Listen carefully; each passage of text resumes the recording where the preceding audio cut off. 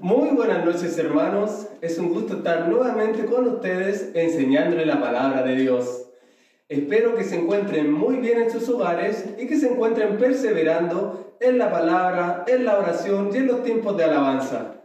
La prédica del día de hoy tiene como título: Soy salvo porque tú me predicaste. Soy salvo porque tú me predicaste. Y tiene como propósito que cada uno de nosotros lleve una vida constante de evangelismo en los lugares donde desarrollamos nuestra vida. Para introducir, me gustaría llevarte al libro de los Hechos, capítulo 2, versículo 38 al 41. Si tú gustas, puedes pausar el video, buscar las citas y acompañarme en la lectura. Por mi parte, voy a darle lectura de corrida a los versículos. Y también me gustaría hacer un alcance. Durante la prédica voy a mencionar a Pedro o a Simón como Simón Pedro para que se entienda que estoy hablando de uno mismo. Entonces, para introducir voy a leer Hechos capítulo 2, versículo 38 al 41 que dice: Simón Pedro les dijo: arrepentíos y bautícese cada uno de vosotros en el nombre de Jesucristo para perdón de los pecados, y recibiréis el don del Espíritu Santo, porque para vosotros es la promesa, y para vuestros hijos, y para todos los que están lejos, para cuantos el Señor nuestro Dios llamare. Y con otras muchas palabras testificaba y les exhortaba, diciendo: sed salvos de esta perversa generación. Y tomen atención al versículo 41 que dice: así que los que recibieron su palabra fueron bautizados, y se añadieron aquel día como 3,000 personas. ¿Cómo es posible de que Pedro pasó de ser un pescador a ser un pescador de hombres, a ser un gran evangelista? Para encontrar esta respuesta, debemos ir al momento en que Cristo le llamó para hacerle su discípulo y un pescador de hombres. Para contextualizar, estamos viendo un mapa de Palestina en los tiempos de Jesús, donde podemos observar remarcadas en rojos las siguientes 3 provincias. Al sur podemos ver la provincia de Judea. En esta provincia estaban los judíos de sangre pura y los más conservadores. Ellos eran los que se resistían al cambio de sus creencias. Además, se encontraba el templo en Jerusalén. Ahí en el mapa está marcado con un punto rojo, donde subían los judíos a adorar en las fiestas. Y además vemos un poquito más al sur la ciudad de Belén, que finalmente fue donde sabemos que José y María viajaron, como pertenecían a la tribu de David, viajaron en los tiempos del censo, y fue el lugar donde nació Jesús. Un poquito más al norte, la siguiente provincia es la provincia de Samaria. Y existía una cierta rivalidad tradicional entre los de Samaria y de Judea, debido a que ellos, los de Samaria, fueron excluidos del templo de Jerusalén por ser un pueblo mixto y por haber adulterado el culto a Jehová con prácticas idólatras. Y un poquito más al norte podemos ver la provincia de Galilea, que también está en rojo, que también era conocida como Galilea de los Gentiles por estar poblada mayormente por extranjeros, y fue entre ellos que Jesús encontró su mejor aceptación. Y en aquellos tiempos los judíos que estaban lejos de Judea se congregaban en las sinagogas. Bueno, ¿pero qué es una sinagoga? Básicamente es un lugar donde se reunía la asamblea judía para practicar la oración, el diálogo, el estudio y las reuniones referentes a la religión judía, en los lugares que estaban lejanos al templo en Jerusalén. Y también vemos señalado ahí en la provincia de Galilea, que está también en rojo, el mar de Galilea. Y cuando Jesús anduvo junto al mar de Galilea, llamó a 4 pescadores: a Simón Pedro y a Andrés, entre ellos eran hermanos, y a Jacobo y a Juan, que también eran pescadores y entre ellos hermanos. Y les declara que les llama a que vayan en pos de él, porque les hará pescadores de hombres. Y estando específicamente en la ciudad de Capernaum, después de enseñar en la sinagoga, fueron a la casa de Simón Pedro.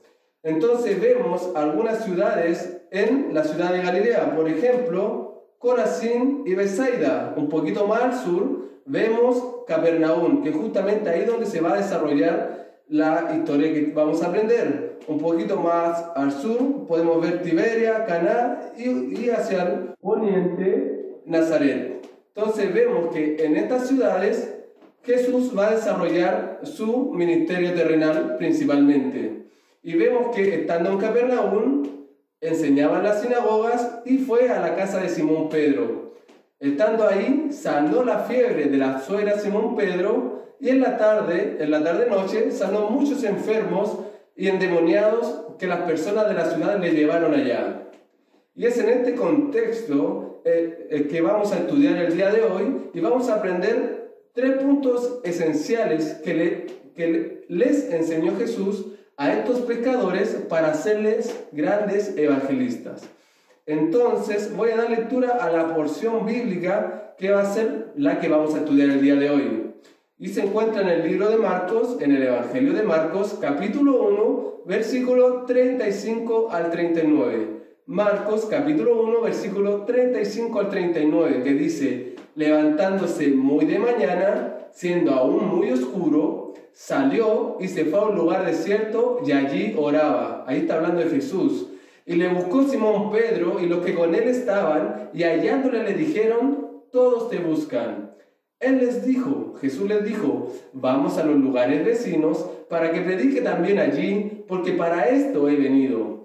Y predicaba en las sinagogas de ellos en toda Galilea y echaba fuera los demonios. Entonces, vamos a estudiar esta cita bíblica y como primer punto vamos a aprender que como evangelista debes mantener comunión con Dios. Como evangelista debes mantener comunión con Dios. Y para eso vamos a usar los primeros 3 versículos de esta cita que le acabo de leer. Se los voy a volver a leer para que entendamos qué versículos vamos a estudiar. Y dice, versículo 35, levantándose muy de mañana, siendo aún muy oscuro, salió y se fue a un lugar desierto y allí oraba. Y le buscó Simón Pedro y los que con él estaban, y hallándole le dijeron: todos te buscan. Entonces, en esta porción empezamos viendo que Jesús se levantó muy de mañana para apartarse a orar.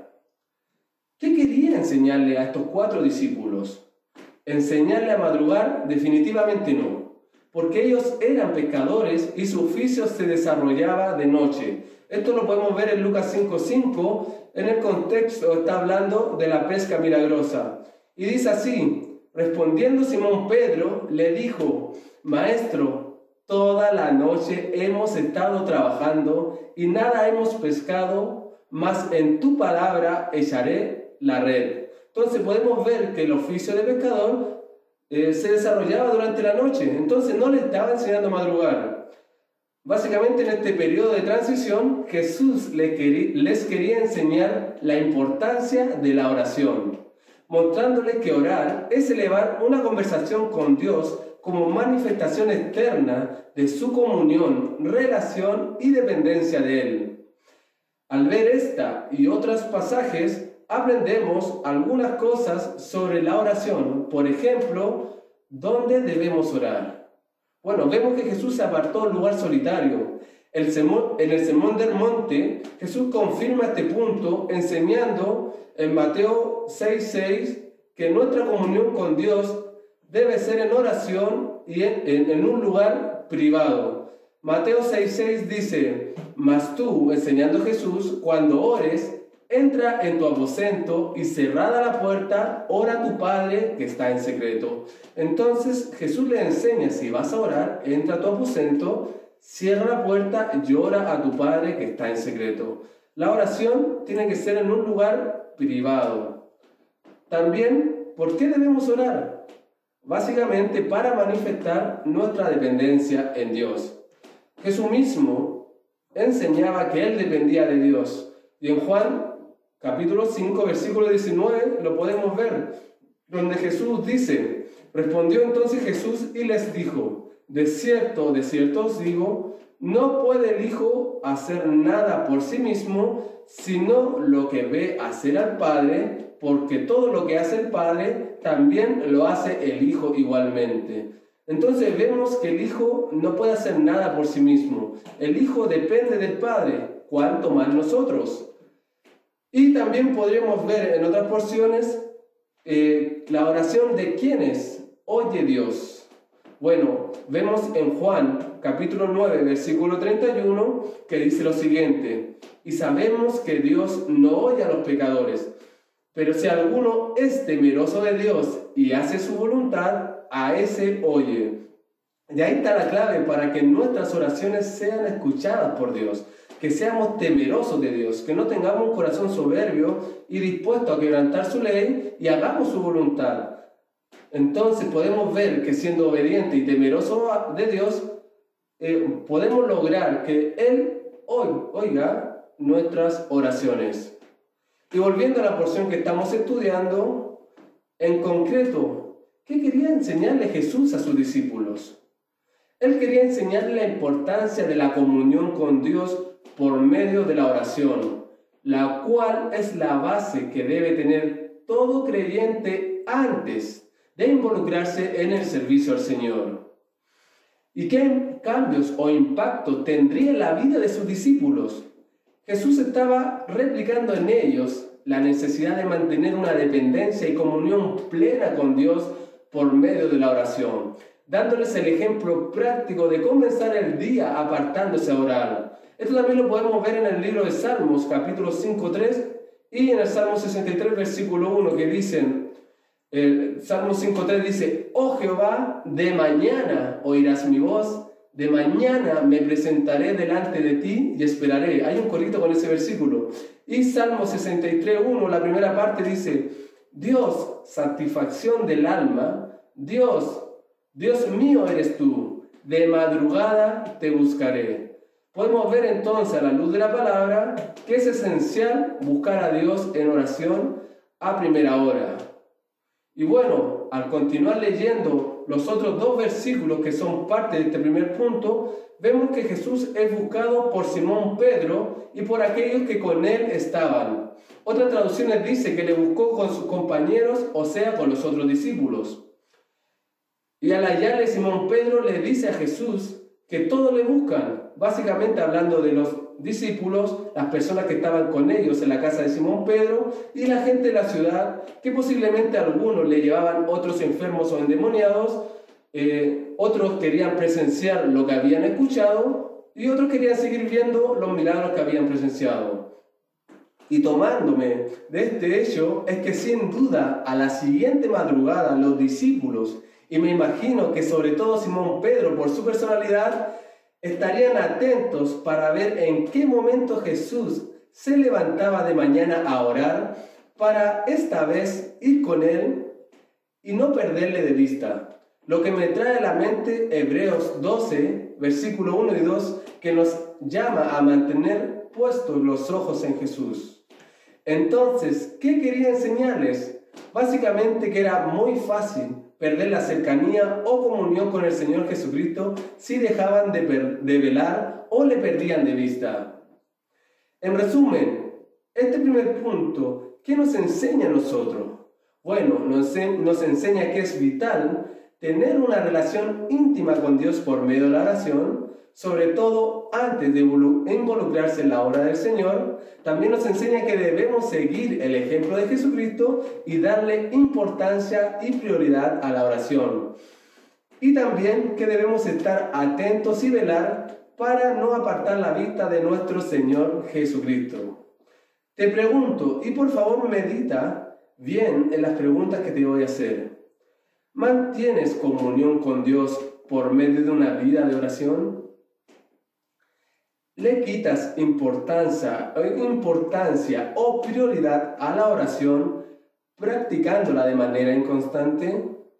Cuando oras, ¿lo haces a la rápida o estando distraído?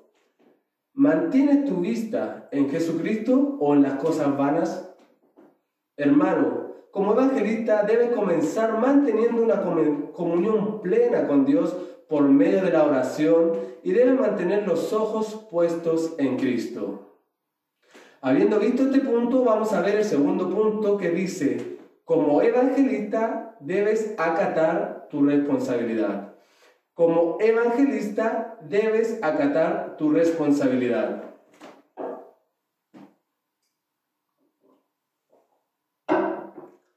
Y para este punto vamos a usar el versículo 38 de Marcos 1, que dice así: Él les dijo, hablando de Jesús, vamos a los lugares vecinos para que predique también allí, porque para esto he venido. Entonces ya vimos en el mapa los lugares vecinos respecto a Capernaum, y eran estas ciudades donde Jesús les indica que van a ir a predicar. Pero, ¿qué predicaba Jesús? Bueno, en el libro de Marcos, en el capítulo 1, volviendo un poquito más atrás, podemos ver qué es lo que predicaba en el versículo 14 y 15, que dice: después que Juan fue encarcelado, Jesús vino a Galilea predicando el evangelio del reino de Dios, diciendo: el tiempo se ha cumplido, el reino de Dios se ha acercado, arrepentíos y creed en el evangelio. Básicamente lo mismo que predicamos nosotros hoy en día. Y vemos que Jesús les indica que más bien que el reino de Dios se ha acercado, por lo que le llama a arrepentirse a aquellas personas y a creer en el evangelio. Aún así, por la incredulidad de estas personas, Jesús normalmente les hablaba del reino de Dios por parábolas, pero a sus discípulos les enseñaba claramente lo que iba a suceder. En Marcos capítulo 8, versículo 31, vemos que se lo declara y les dice a sus discípulos, dice el versículo: y comenzó a enseñarles que le era necesario al Hijo del Hombre padecer mucho y ser desechado por los ancianos y por los principales sacerdotes y por los escribas, y ser muerto y resucitar después de 3 días. Aquí vemos que Jesús les señala a sus discípulos claramente cuál era el plan redentor que él iba a cumplir. Y también en este versículo que estamos estudiando, Jesús les aclara que él estaba ahí para predicar el evangelio, anunciándoles esta obra que iba a hacer por cada uno de nosotros. Y era clave que Jesús tuviera presente a qué había sido enviado y por quién había sido enviado. Incluso antes de ser arrestado, Jesús ora por sus discípulos y declara que de la manera que Dios le envió al mundo, Él enviaba a sus discípulos. Él tenía claro que había sido enviado por Dios y para qué. Y en base a esto vemos que Jesús tenía clarísimo qué tenía que hacer y cuál era su propósito. De hecho, en otras porciones Jesús lo detalla. Por ejemplo, veamos Marcos capítulo 10, versículo 45. Dice: porque el Hijo del Hombre no vino para ser servido, sino para servir. ¿Y para qué? Para dar su vida en rescate por muchos. Otra porción, Lucas 5:32, que dice: no he venido a llamar a justos, sino a pecadores al arrepentimiento. También en Lucas capítulo 19, versículo 10, vemos que él dice: porque el Hijo del Hombre vino a buscar y a salvar lo que se había perdido. Y en Juan 18:37 también podemos ver Jesús estando delante de Pilato. Le dijo entonces Pilato: luego, ¿eres tú rey? Respondió Jesús: tú dices que yo soy rey. Yo para esto he nacido y para esto he venido al mundo, para dar testimonio a la verdad. Jesucristo tenía clarísimo a qué había venido. Bueno, ¿y qué quería enseñarle a sus discípulos? Jesús buscaba que sus discípulos supieran cuál era el objetivo que él tenía y que lo entendieran y lo hicieran propio, con el fin de que se hicieran parte como colaboradores y siervos de Jesucristo. Entonces vemos que era necesario que los discípulos entendieran la responsabilidad que Jesús tenía que cumplir. Y a nosotros, ¿qué nos enseña? Nos enseña que el resultado natural de la comunión con Dios es involucrarnos en en dar a conocer el Evangelio, acatando y obedeciendo la obra que Cristo nos ha encomendado.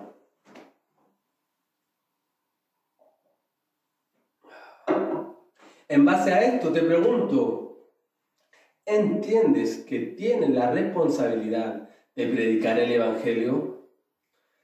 ¿Acatas esta responsabilidad o eres indiferente? ¿Asimilas que todos los que mueren sin Cristo van al infierno? Eso incluye o a tus familiares, o a tus vecinos, o a tus amigos, o tus compañeros de estudio, o tus compañeros de trabajo, o los desconocidos que no han recibido a Cristo. Por lo mismo, hermanos, sabiendo que Jesús nos dejó la gran comisión, te animo a acatar tu responsabilidad disponiéndote a predicar el Evangelio. Como tercer y último punto, veremos que, como evangelista, debes poner manos a la obra. Como evangelista, debes poner manos a la obra. Y para ver este punto, vamos a utilizar Marcos capítulo 1, versículo 39, que dice, Marcos capítulo 1, versículo 39, y predicaba en las sinagogas de ellos en toda Galilea y echaba fuera los demonios. Ya vimos que la sinagoga era el lugar donde se reunían los judíos. Y en este versículo vemos que Jesús iba a las sinagogas en Galilea, donde se reunían los judíos, para continuar predicando el Evangelio y a la vez involucrar a sus discípulos en poner manos a la obra en su tarea. Pero ¿por qué quería involucrarlos en su propósito y tarea?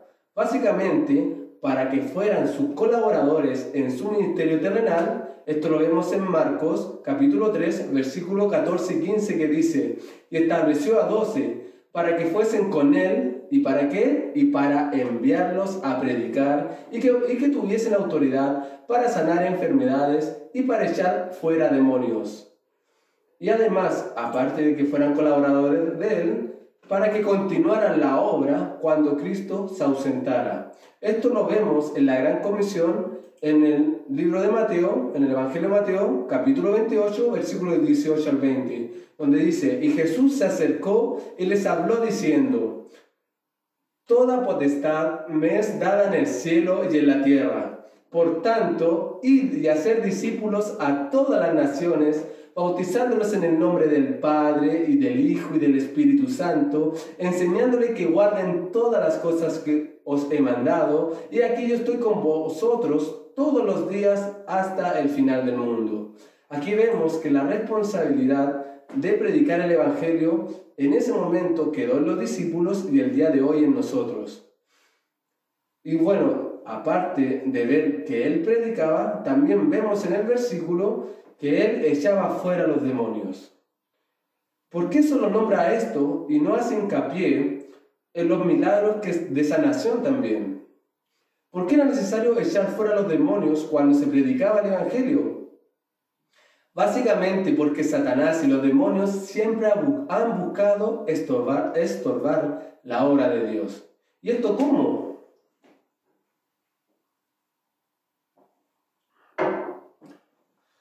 Bueno, porque los demonios sabían quién era Jesús. Veamos algunos versículos. Por ejemplo, en el mismo Evangelio de Marcos, capítulo 1, versículo 24, diciendo el demonio, ¿qué tienes con nosotros, Jesús Nazareno? ¿Has venido para destruirnos? Sé quién eres, el Santo de Dios. También en Marcos capítulo 1, un poquito más adelante, el versículo 34, que dice, y sanó a muchos que estaban enfermos de diversas enfermedades, esto fue la noche anterior, y echó fuera muchos demonios, y no dejaba hablar a los demonios porque le conocían. Y también en Marcos capítulo 3, versículo 11 y 12, vemos que dice, y los espíritus inmundos, al verle, se postraban delante de él, y daban voces diciendo, tú eres el Hijo de Dios. Mas él les reprendía mucho para que no le descubriesen. Y podemos ver que Jesús no les dejaba difundir quién era. Incluso a sus propios discípulos les señaló que no contaran que él era Cristo, después de que ocurrió la confesión de Pedro. Pero pareciera que los demonios están colaborando con el Evangelio al decir que era el Hijo de Dios. ¿Qué estaba mal entonces? Para entenderlo, hay que tener en mente que la gente en Galilea era mayormente idólatra, lo que significaría que si comprendían que Jesús era el Mesías, lo iban a hacer rey. Esto lo podemos ver en el Evangelio de Juan, en el capítulo 6, versículo 14 y 15, que dice: Aquellos hombres entonces, viendo la señal que Jesús había hecho, dijeron: Este verdaderamente es el profeta que había de venir al mundo, el Mesías. Pero entendiendo Jesús que iban a venir para apoderarse de él y hacerle rey, volvió a retirarse al monte él solo. Nuevamente, ¿cuál era el problema? Si Jesús era hecho rey, lograban estorbar los demonios el plan redentor de Dios, de que debía morir por los pecadores. Esto lo podemos ver también en Marcos, capítulo 8, versículo 31 al 33, donde Jesús, al anunciar a su muerte, Pedro mismo, Simón Pedro, quiso estorbarlo. Y dice en Marcos, capítulo 1, versículos 31 al 33. Marcos 8, 31 al 33, y dice: Y comenzó a enseñarles que era necesario al Hijo del Hombre padecer mucho, y de ser desechado por los ancianos, por los principales sacerdotes y por los escribas, y ser muerto y resucitar después de 3 días. Esto les decía claramente. Entonces Pedro, Simón Pedro, le tomó aparte y comenzó a reconvenirle. Pero él, volviéndose y mirando a los discípulos, Jesús reprendió a Pedro diciendo: Quítate de delante de mí, Satanás. Quítate de delante de mí, Satanás. ¿Por qué? Porque no pones la mira en las cosas de Dios, sino en las de los hombres. De ahí estaba la clave. Eso es lo que buscaban los demonios. Buscaban que Jesús apartara la vista en las cosas de Dios, en la voluntad de Dios, y la pusiera en las cosas terrenales y en la vanagloria de la vida, que en este caso era ser rey. Pero Cristo tenía claro cuál era el plan y voluntad de Dios para él, y permaneció hasta el final con la mira puesta en las cosas de Dios. Este punto es vital, porque Satanás ha logrado derribar a muchos siervos de Cristo y con ello ha logrado estorbar la obra de Dios. ¿Qué le enseña con esto a sus discípulos? Primero, los involucra en poner manos a la obra, naturalmente predicando el Evangelio. Y segundo, les enseña que al involucrarse en la obra del Señor es necesario permanecer con la mira en las cosas de arriba, haciendo la voluntad del Padre.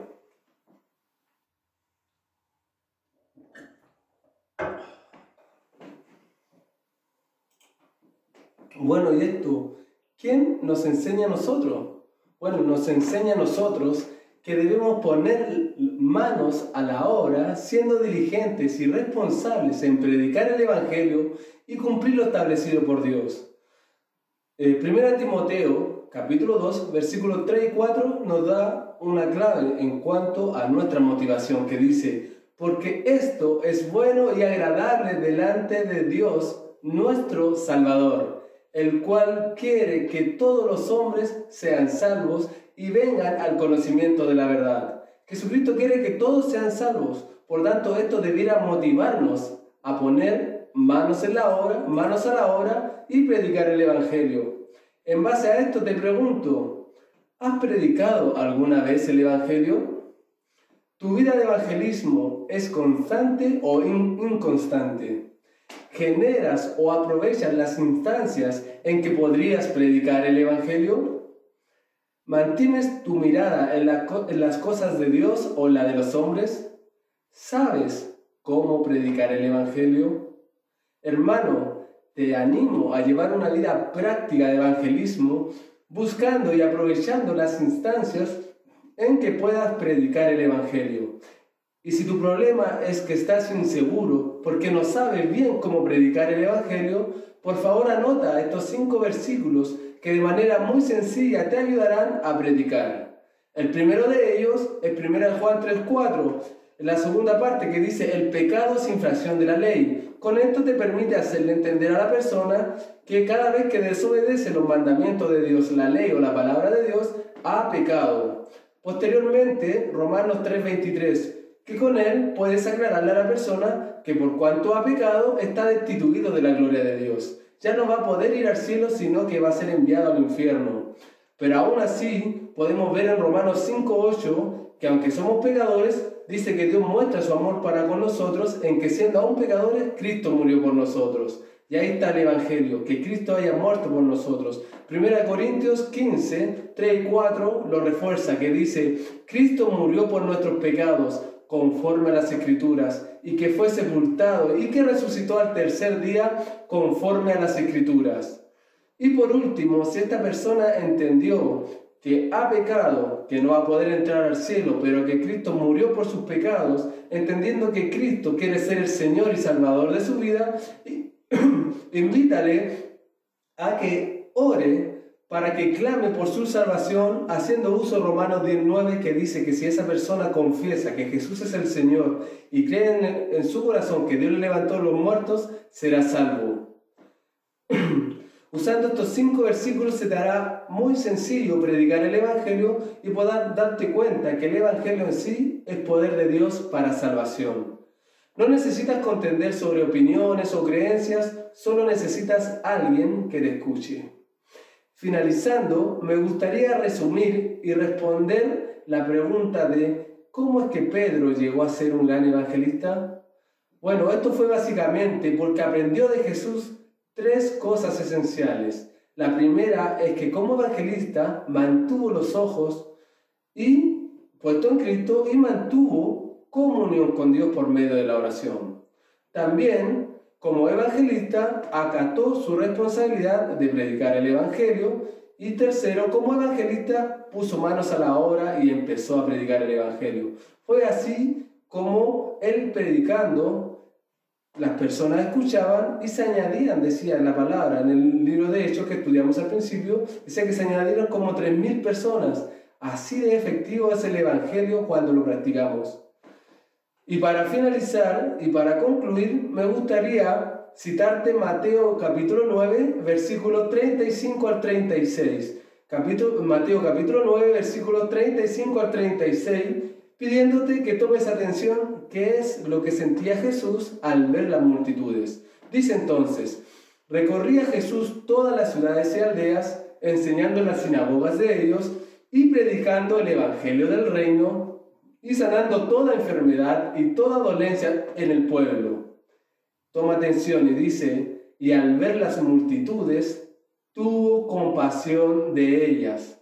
Jesús al ver las multitudes tenía compasión de ellas. ¿Por qué? Porque estaban desamparadas y dispersas como ovejas que no tienen pastor. Jesús veía la necesidad y era movido a sentir compasión por aquellas personas porque entendía que necesitaban ser salvos de la condenación por sus pecados y porque comprendía que era su responsabilidad el llevarles el Evangelio y ser finalmente el pastor de esas personas. Hermano, involucrarte en la obra del Señor no significa dejar el lugar donde vives, dejar tus estudios ni tu trabajo. Por el contrario, involucrarte en la obra del Señor te lleva a mantener comunión con Dios sin desentenderte de tu responsabilidad de predicar el Evangelio y te lleva a poner manos a la obra predicándole a quienes no han recibido a Cristo en los lugares donde tú desarrollas tu vida. Finalmente te hago la última consulta. ¿Hay personas inconversas a tu alrededor? Háblales de Cristo para que puedan llegar a ser salvas porque tú le predicaste. Que el Señor les bendiga.